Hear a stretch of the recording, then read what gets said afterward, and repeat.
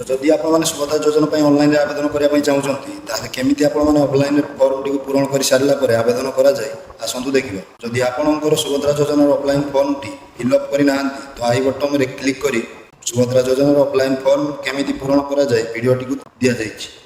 तो से वीडियो को देखिए ऑफलाइन फॉर्म पूरण कर सारा पर केमिति ऑनलाइन आवेदन करा जाए आसतु देखिए। तो चलते वीडियो स्टार्ट करिया पूर्व जदि आप चैनल को नुआ को देखुं चैनल को सब्सक्राइब करूँ एमती नुआ नुआ इनफॉर्मेटिव वीडियो देखा।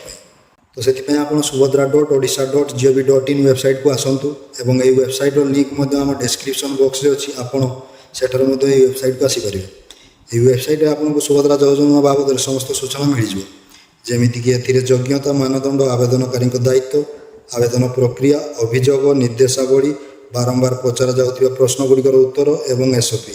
तो ये वेबसाइट आप घरे बस ऑनलाइन आवेदन करेंगे नहीं से एपर्यंत कौन ऑप्शन एठारे दि जाए नहीं किंतु सीएससी सेंटर द्वारा आपन से फॉर्म टी फिलअप करी किपरि सबमिट करा जाए आसतु देखिए। से ऊपर गोटे ऑप्शन शो करुथिबो अधिकारी लॉगिन आपन ताहारी ऊपर क्लिक कर दियंतु। जेमिति से आपन क्लिक करेंगे नेक्स्ट पेज आपन को एठारे दुईटी ऑप्शन शो करुथिबो गोटे होची डिपार्टमेंट लॉगिन आ गोटे होची सीएससी लॉगिन। तो जेहेतु आम सीएससी लॉगिन द्वारा आवेदन करने चाहूचे से सीएससी लॉगिन ऊपर क्लिक करवा तापर आपन लॉगिन ऊपर क्लिक कर दियंतु।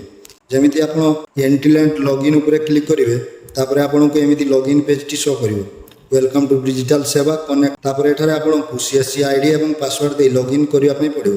तो ये आईडी देवे तापर एठारे पासवर्ड देला परे ये कैप्चर टी को एठारे फिलअप करेंगे।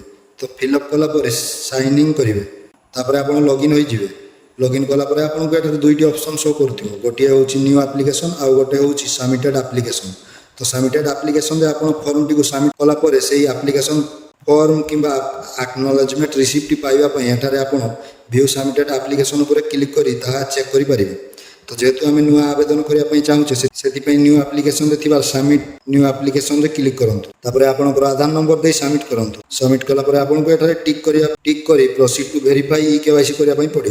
तो ये आधार ई केवाईसी ऑथेंटिकेशन टी आपन तीनोटी मेथड रे करि परिबे। गोटे होची मोबाइल ओटीपी द्वारा ये मेथड रे आपनकर आधार कार्ड सहित लिंक थिबा मोबाइल नंबर को ओटीपी आसीबो एवं से ओटीपी दे आपन ई केवाईसी प्रोसेस टी कंप्लीट करि परिबे। सेति आपनकर आधार कार्ड सहित मोबाइल नंबर टी लिंक थिबा आवश्यक।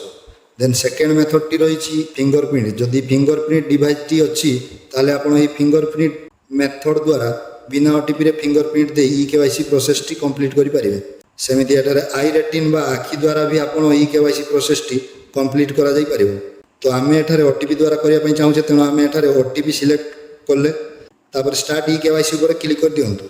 तापर तांकर आधार कार्ड सहित लिंक थिबा मोबाइल नंबर को गोटे ओटीपी जीवो से ओटीपी को आपन एठारे एंटर ओटीपी जगह दे दियंतु तापर वेरीफाई पर क्लिक करंतु। तो जेमिति आपन वेरीफाई पर क्लिक करूछंती तो एप्लिकेशन टी फेचिंग हे कि एप्लिकेशन फॉर्म टी ओपन हे जिवो। तो ये फॉर्म रे आपन देखंतु अधिकांश डिटेल्स तांकर आधार कार्ड रो आसी जाइथिबो आ बाकी जहाँ भी डिटेल्स रहिला से सब आपन को फिलअप करने पड़ो। तो एठारे आपनकर आधार नंबर सहित नेम ता तळे आपनकर डेट ऑफ बर्थ एवं एज एबे सुधा आपनकर केते हैला ताहा मध्ये एटा दिया जायछि। तो जेमिति कि आपन माने जानिथिबे 21 वर्ष रु 60 वर्षर महिला माने एई योजना पय आवेदन करि परिबे। सेति पय जदि आपनकर बयस 21 वर्ष रु कम होउथाय किंबा 60 वर्ष रु अधिक होउथाय ताहाले आपन एथि पय आवेदन करि परिबे नै। देन तापर रहिछि सोशल कैटेगरी कास्ट। तो आपनकर जहाँ भी caste general OBC SC ST जहाँ भी कास्ट होइथिबो आपन एठारे सिलेक्ट करिवे। तापर डिफरेंटली एबल्ड बा फिजिकल हैंडिकैप्ड होइतिले यस करि पारंती आ जदि फिजिकल हैंडिकैप न होइतिबे ताहले आपन नो रे सिलेक्ट करंतु। Then mobile number linked with Aadhaar card सहित लिंक थिबा मोबाइल नंबर टी को एठार दे दियंतु। जदि आधार कार्ड सहित मोबाइल नंबर टी लिंक नाही ताहले एठारे न देले भी चलिबो काहे कि ना सेटा आपनकर एठारे मैंडेटरी नु किंतु अल्टरनेटिव मोबाइल नंबर जगह रे आपनकर मोबाइल नंबर देबा पय पड़िबो।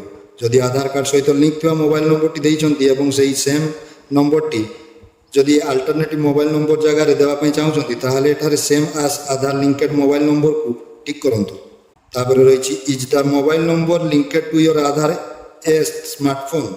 तो आधार कार्ड सहित लिंक थिबा मोबाइल नंबर टी आपन स्मार्टफोन रे व्यवहार करछंती कि जदि हाँ ताहले एठी आपन यस करिवे। सेमिति is your alternative mobile number a smartphone. तो जो अल्टरनेटिव मोबाइल नंबर टी देइचंती सेईटा भी जदि आपन स्मार्टफोन रे अछि ताहले एठारे भी आपन यस करि दियंतु। तापर आवेदनकारी को डिस्ट्रिक्ट चूज करंतु। तापर रीजन टाइप रे से रूराल बा गाँव रे रहउछंती कि अर्बान बा सहर रे सेईटा आपन से सिलेक्ट करिवे। ଯଦି ରୁରାଲ ବା ଗାଁରେ ରହୁଛନ୍ତି ତାହେଲେ ତାଙ୍କର ବ୍ଲକଟି ସିଲେକ୍ଟ କରନ୍ତୁ, ତାପରେ ଗ୍ରାମ ପଞ୍ଚାୟତ ସିଲେକ୍ଟ କରିବେ, ଦେନ୍ ଭିଲେଜ ବା ଗାଁ ସିଲେକ୍ଟ କରନ୍ତୁ ଏବଂ ଆଧାର ଲିଙ୍କ ବ୍ୟାଙ୍କ ନେମ୍ଟି ଏଠାରେ ଅଟୋମେଟିକ୍ ଆସିଯାଇଥିବ। ତ ଏଠାରେ ଆପଣଙ୍କୁ ଆଉ କିଛି ସିଲେକ୍ଟ କରିବା ପାଇଁ ପଡ଼ିବ ନାହିଁ। ତାପରେ ଦେଖନ୍ତୁ ରହିଛି ଆପଲୋଡ଼ ଫିଜିକାଲ ଫର୍ମ। ଯେଉଁ ଅଫଲାଇନ୍ ଫର୍ମଟି ଆପଣ ଫିଲ୍ଅପ୍ କରିଥିଲେ ସେହି ଫର୍ମଟି ଆପଣଙ୍କୁ ଏଠାରେ ସ୍କାନ୍ କରି ଆପଲୋଡ଼ କରିବା ପାଇଁ ପଡ଼ିବ। ତ ସେହି ଫର୍ମର ପ୍ରଥମ ଏବଂ ଦ୍ୱିତୀୟ ପେଜକୁ ସ୍କାନ୍ କରି ଗୋଟିଏ PDF କରି ଏଠାରେ ଆପଲୋଡ଼ କରିବା ପାଇଁ ପଡ଼ିବ। ଚୁଜ୍ ଫାଇଲ୍ ଉପରେ କ୍ଲିକ୍ କରି ଫର୍ମଟିକୁ ଆପଲୋଡ଼ କଲା ପରେ ସେହି ଅଫଲାଇନ୍ ଫର୍ମ ବ୍ୟତୀତ ଆପଣଙ୍କର ଆଉ କୌଣସି ବି ଡକୁମେଣ୍ଟ ଏଠାରେ ଆପଲୋଡ଼ କରିବା ପାଇଁ ପଡ଼ିବ ନାହିଁ। ଏଠାରେ ଦେଖନ୍ତୁ ଆବେଦନକାରୀଙ୍କ ଦ୍ୱାରା ଘୋଷଣା, ଏଥିରେ ଆପଣଙ୍କୁ ସବୁ କିଛି ଟିକ୍ କରିବା ପାଇଁ ପଡ଼ିବ। ତ ଏମିତି ଗୋଟିଏ ପରେ ଗୋଟିଏ ଆପଣ ଚାହିଁଲେ ଟିକ୍ କରିପାରିବେ, ନହେଲେ ଏଠାରେ ତଳେ ସବୁ ଚୟନ କରନ୍ତୁ ଉପରେ ଟିକ୍ କଲା ପରେ ଆପଣଙ୍କର ସବୁ କିଛି ଏକା ସାଙ୍ଗରେ ଟିକ୍ ହୋଇଯିବ। ତାପରେ ଏଠାରେ ମୁଁ ଉପରୋକ୍ତ ବିବୃତ୍ତି ପାଇଁ ମୋର ସମ୍ମତି ଦେଉଛି, ଏଠାରେ ଟିକ୍ କରିବେ। ଦେନ୍ ଆପଣଙ୍କର ପ୍ଲେସ୍ଟି ଦେଇ ସବମିଟ୍ ଉପରେ କ୍ଲିକ୍ କରିଦିଅନ୍ତୁ। ତାପରେ ଆପଣଙ୍କର ସେହି ଆପ୍ଲିକେସନ୍ ଫର୍ମ ସହିତ ଆପଣଙ୍କର ଅଫଲାଇନ୍ ଫର୍ମଟି ଏଠାରେ ଶୋ କରିବ। ତ ଭଲ ଭାବରେ ଆପଣ ସମସ୍ତ ଡିଟେଲ୍ସ ଚେକ୍ କରିଦିଅନ୍ତୁ ଏବଂ ସବୁ କିଛି ଠିକ୍ ଅଛି କି ନାହିଁ। ତ ଯଦି ସବୁ କିଛି ଠିକ୍ ଅଛି ତାହେଲେ ଆପଣ ପ୍ରୋସିଡ୍ ଉପରେ କ୍ଲିକ୍ କରିଦିଅନ୍ତୁ। ତ ପ୍ରୋସିଡ୍ କଲା ପରେ congratulation application submitted successfully, your application number is ଏବଂ ଏଠାରେ ତାଙ୍କର ଆପ୍ଲିକେସନ୍ ନମ୍ବରଟି ଶୋ କରୁଥିବ। ତ ଏହି ନମ୍ବରଟି ଆପଣ ସ୍କ୍ରିନଶଟ୍ ନେଇକି ରଖନ୍ତୁ କିମ୍ବା ଲେଖି ରଖନ୍ତୁ। ତାପରେ ଭ୍ୟୁ ଆକ୍ନୋଲେଜମେଣ୍ଟ ଉପରେ କ୍ଲିକ୍ କରିଦିଅନ୍ତୁ। ତାପରେ ଆପଣମାନଙ୍କୁ ଏମିତି ଗୋଟିଏ ଆକ୍ନୋଲେଜମେଣ୍ଟ ସ୍ଲିପ୍ ଶୋ କରିବ। ଏଠାରେ ଦେଖନ୍ତୁ ଆବେଦନକାରୀଙ୍କ ଆପ୍ଲିକେସନ୍ ନମ୍ବର ସହିତ ଆବେଦନ ତାରିଖ, ସମ୍ପୂର୍ଣ୍ଣ ନାମ ଏବଂ ଆଧାର ନମ୍ବର ଲାଷ୍ଟ 4ଟି ନମ୍ବର ବି ଦିଆଯାଇଛି। ତ ଆପଣ ଏଠାରେ ପ୍ରିଣ୍ଟ ଉପରେ କ୍ଲିକ୍ କରିକି ଆକ୍ନୋଲେଜମେଣ୍ଟ ରିସିପ୍ଟଟି ପ୍ରିଣ୍ଟ ଆଉଟ୍ କରି ବାହାର କରିପାରିବେ। ତ ଏମିତି ପ୍ରୋସେସ୍ CSC ID ଦ୍ୱାରା ସୁଭଦ୍ରା ଯୋଜନା ପାଇଁ ଅନଲାଇନରେ ଫର୍ମ ଆବେଦନ କରାଯାଇଥାଏ। ଯଦି ଭିଡ଼ିଓଟି ଭଲ ଲାଗିଥାଏ ତାହେଲେ ଭିଡ଼ିଓକୁ ଗୋଟେ ଲାଇକ୍ ଏବଂ ଆମ ଚ୍ୟାନେଲକୁ ସବସ୍କ୍ରାଇବ୍ କରନ୍ତୁ। ଜୟ ଜଗନ୍ନାଥ।